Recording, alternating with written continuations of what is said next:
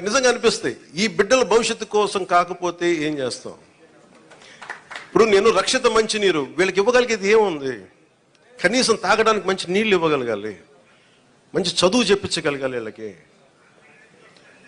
ఏం చేయగలం? వీళ్ళకి కనీసం వాళ్ళ అవసరాలకు కానీ, వాళ్ళు చదువుకోవడానికి కానీ, హాస్పిటల్స్ కానీ, వైద్యం ఏదైనా ఇబ్బంది వస్తే హాస్పిటల్స్ కానీ, చదువుకోవడానికి బడి కానీ. నేను చెప్తాను 2047 చంద్రబాబు గారు ఇదే అనుకుంటున్నారు. చంద్రబాబు గారు ఇదే చెప్తా ఉన్నారు, అద్భుతంగా రాణించాలి, భారతదేశం should become number 1 in the world అని.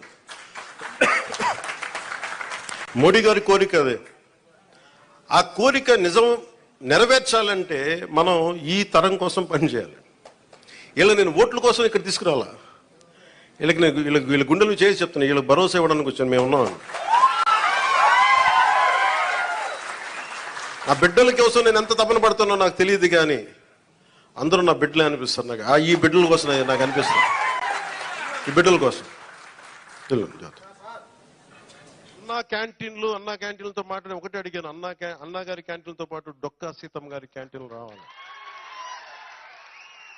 అన్నా క్యాంటీన్లు ప్రారంభిస్తున్నప్పుడు దాంట్లో కొంత భాగం డొక్కా సీతమ్మ గారి క్యాంటీన్లు కూడా ఉంటాయి. దేనికి పెట్టుకోవాలి డొక్కా సీతమ్మ గారి?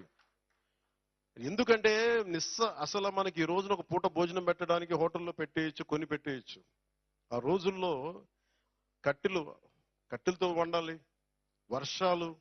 అలాంటి సమయంలో ఆవిడ కూర్చొని అమ్మ సీతమ్మ ఆకలి అంటే కూర్చోబెట్టి అన్నం వండి పంపించే, లంకల దగ్గరికి వెళ్ళి కూడా ఆవిడ చేసేదంటే, అలాంటి విలువలున్న మనుషులు మనం గుర్తు తెచ్చుకోకపోతే సమాజం విచ్ఛిన్నం అయిపోతుంది.